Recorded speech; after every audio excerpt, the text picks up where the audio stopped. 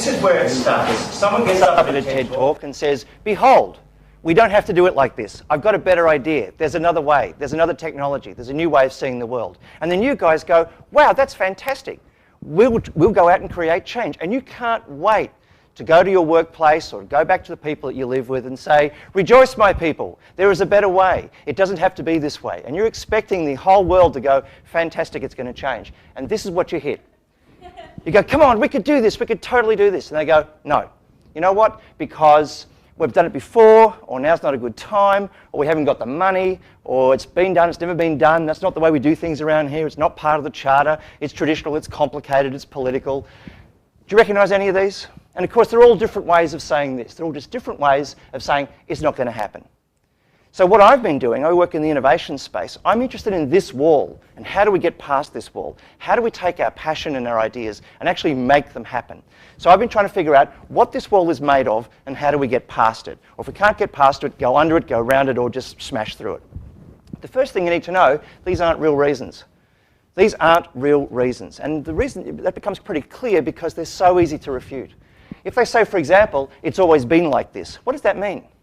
It means the problem is older than you think it is. It's not an argument for not changing it now. It's a reason why we should have changed it 20 years ago.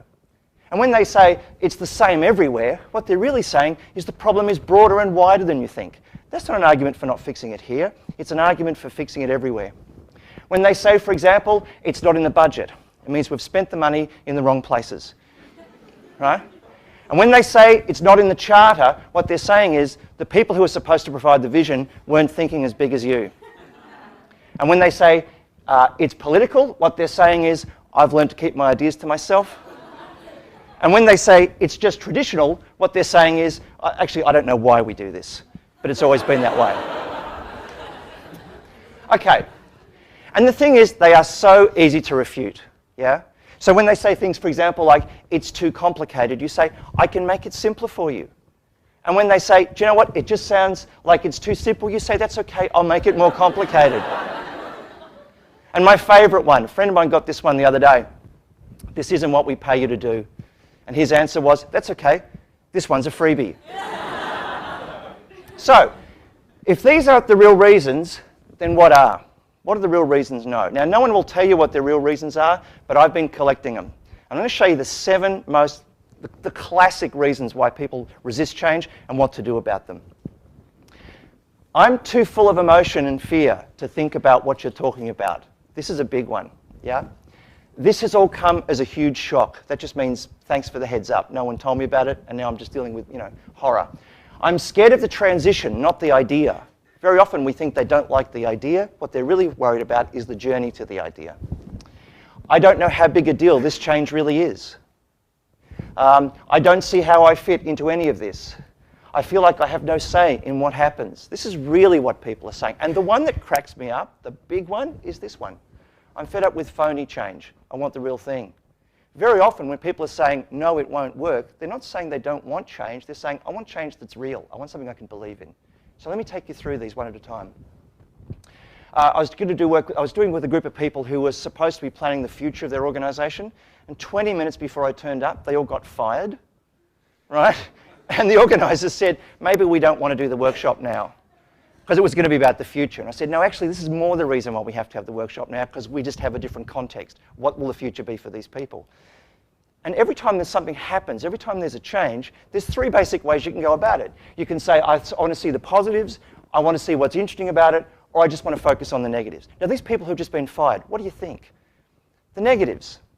So instead of trying to change their minds to help them embrace their change, I just said, how do you feel about it? And these were the 4 things. I'm scared, I'm angry, I feel betrayed, I feel stupid. I let them talk for about 15 minutes, and everything that came out of them was a variation on those same 4. And I wrote them down and said, have you got anything new? So after 15 minutes, they were exhausted. There was nothing else to say about the negativity. And then they started saying things like this. I kind of knew this was happening. I've never liked it here. I've only been putting up with this job out of sufferance. In fact, I need a good push. This is the best thing that could happen to me. They got there by themselves. And all I was doing was ratifying their feelings. I was just listening to how they felt. And then, before I knew it, they were here. They were saying, this is great. I'm going to go back to study. I'm going to travel. Why don't we build our own little support group and keep in touch with each other? Now, all of them have got better jobs, and they all keep in touch. because they went through this whole thing of what's the negatives, the interestings, and the positives. If you've ever seen a small child running and they fall over, for a couple of seconds they don't know whether it's a good thing or a bad thing. They're not sure, have you noticed? They just sit there in this kind of neutral space like, okay, this is different. And what will happen is, if dad says, that was funny, and the kid gets up and does it again. But if mum runs up and goes, oh my darling, are you okay? The kid goes, I don't think so. So as children, we have this positive, interesting, negative space. And this interesting space is where the artist is, it's where the innovator is, it's where the inventor is. They'll say, gee, this is unusual, what can we do with this?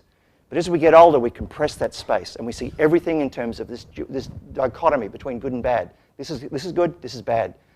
And our default is to react to every change as being bad. So this is a way of people to understand, to audit their emotions about the state. What about this? I'm scared of the transition, I'm not scared of the idea.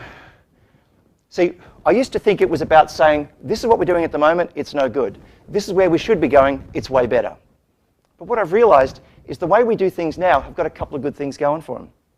The status quo is all of these things. It is known, it is proven, it's familiar. Sure, it's insane, but we know how to do it. We don't have to adjust anything. It's crazy, but it's what we do. You heard that argument? Whereas, what's the problem with B? Well, it's all of this stuff. It's unproven, it's uncertain, it's freaky.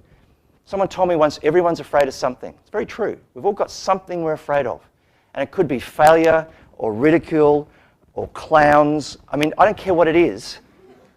In the unknown, the thing you're scared of could be there. I'm scared of maths. I'm enumerate.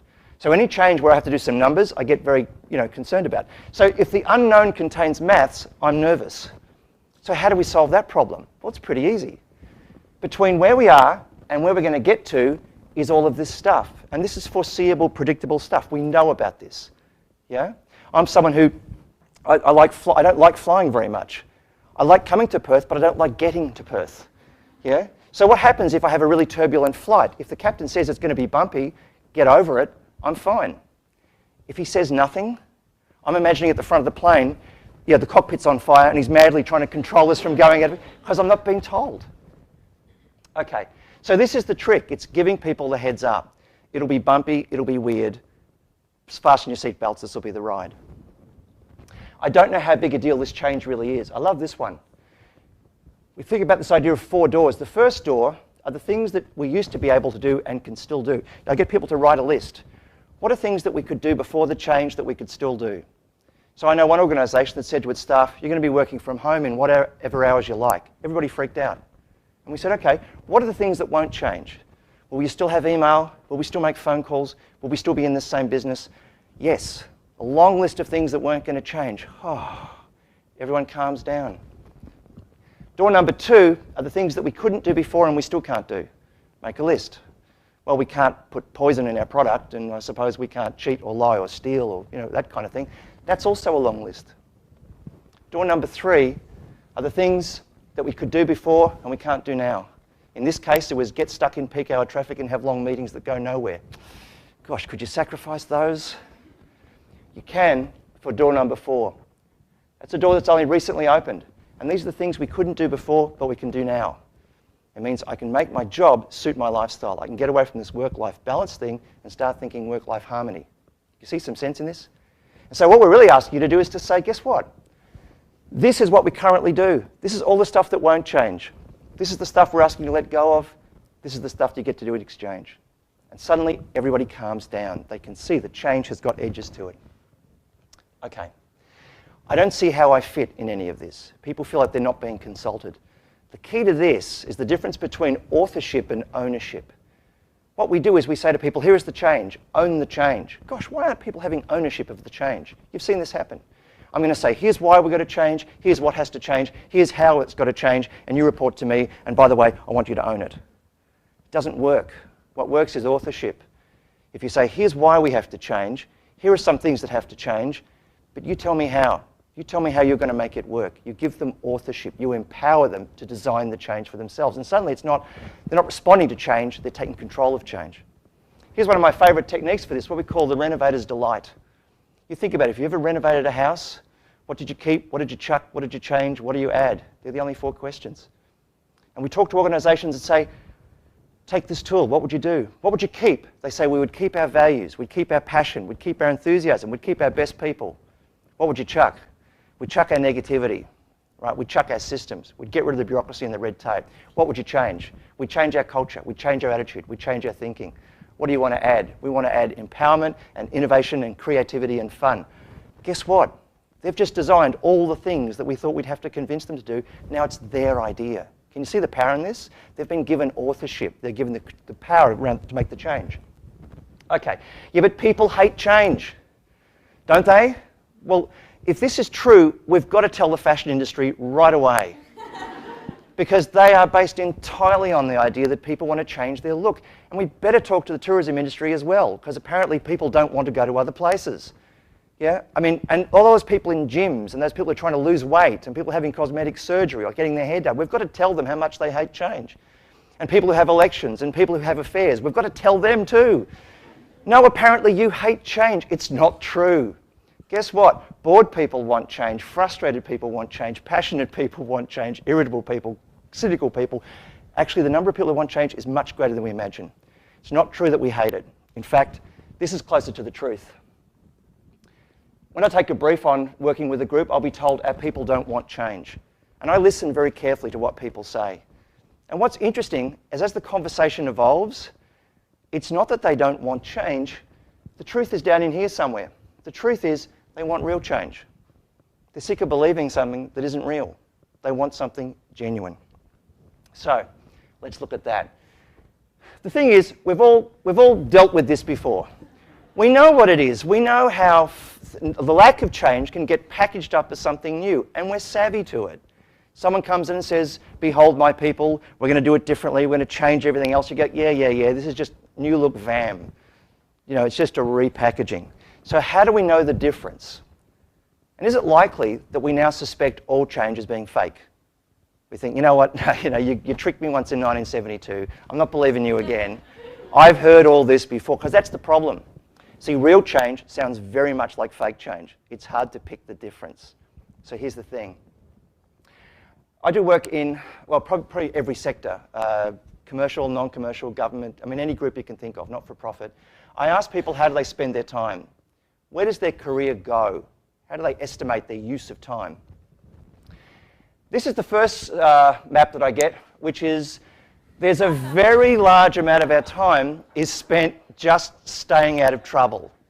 Yeah? The 3 rules in any organisation is attract praise, avoid blame, don't stand near the fan. And we learn this, yeah?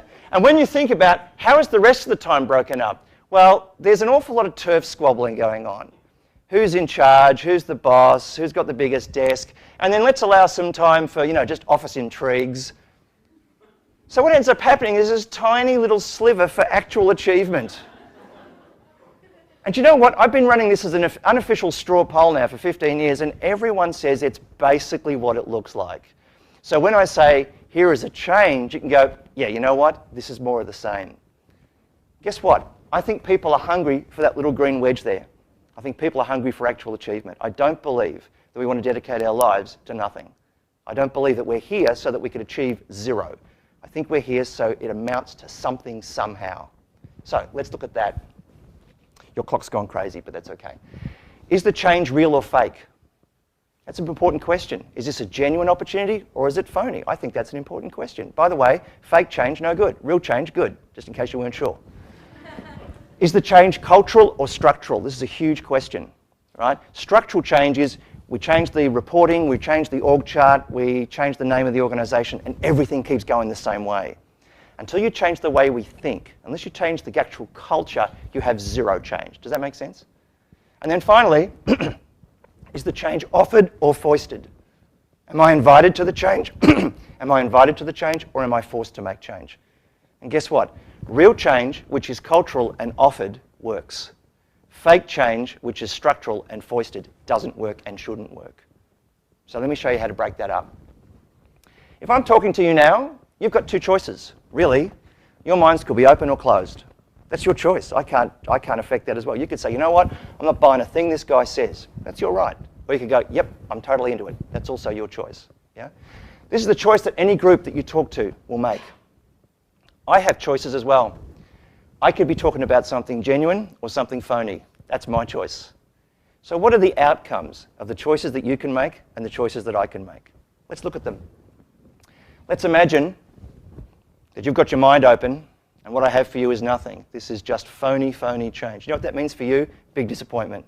You've got your hopes up one more time and you've been let down one more time. That's what that means. So what would happen though if this was an empty, shallow badging and you went, no, I'm not buying it? Then you win. You reserve the right to say, I told you so. I didn't buy that for a second. He didn't fool me. But what about this? What if your mind is shut and we have a real opportunity here?